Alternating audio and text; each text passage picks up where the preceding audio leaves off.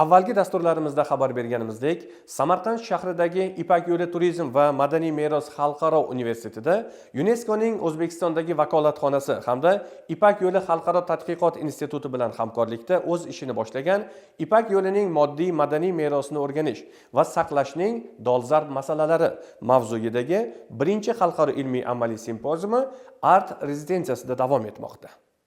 Mamlakatimizda 8 mingga yaqin tarixiy inshootlar mavjud. Ularning saqlanishi va restavratsiya qilinishi borasida izchil ishlar amalga oshirilmoqda. Ilmiy amaliy simpoziumda xorijlik mutaxassislar tomonidan madaniy meros sohasiga oid qator taqdimotlar o'tkazildi. I'm here in Samarkand to present a training on behalf. Men arxitektorman. Janubiy Afrika Respublikasidan keldim.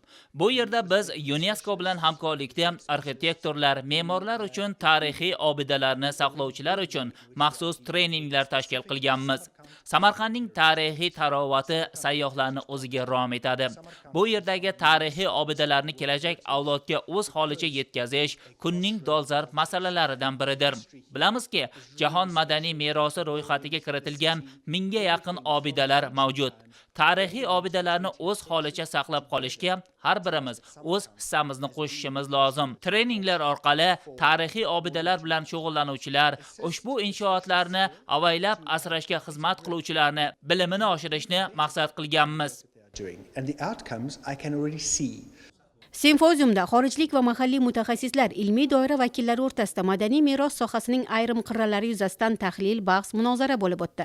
Bundan tashqari tadqiqotchilar va mohir ustalar madaniy meros sohasida yo'qolib borayotgan keramik naqshlarni tayyorlash, unga bezaklar berish kabi jarayonlarni ham amalga oshirishdi.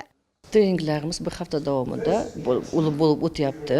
Birinchisi management, me'moriy meros saqlash bo'yicha, ikkinchisi muzey artefaktlarini ta'mirlash bo'yicha va uchinchisi me'moriy bezaklarni mayolika va keramikalarni tayyorlash bo'yicha bo'lyapti. Bu treninglarning maqsadi O'zbekiston me'moriy merosini, madaniy merosini saqlash, ta'mirlash bo'yicha mutaxassislarning malakasini oshirish. Bakudan, Ozarbayjondan va Qozog'iston, Olmaotadan ikkita mutaxassis kelgan, o'z yonlaridan pul to'lab, ular uchun to'lab, hattoki bu yerda shunchalik qiziqki, odamlar kelib xorijdan bizda tahsil olishyapti. Har bir bilan muloqoti, tajriba almashuvi, juda ham qizg'in munozaralar bo'lib o'tdi va o'ylaymanki, bu juda ham foydali narsa. Haqiqiy xalqaro treninglar bo'lib o'tdi. Trenerlarimiz barchasi xorijdan kelgan, UNESCO tomonidan yuborilgan trenerlar. Mazkur xalqaro anjuman joriy yilning 10 oktyabriga qadar davom etadi.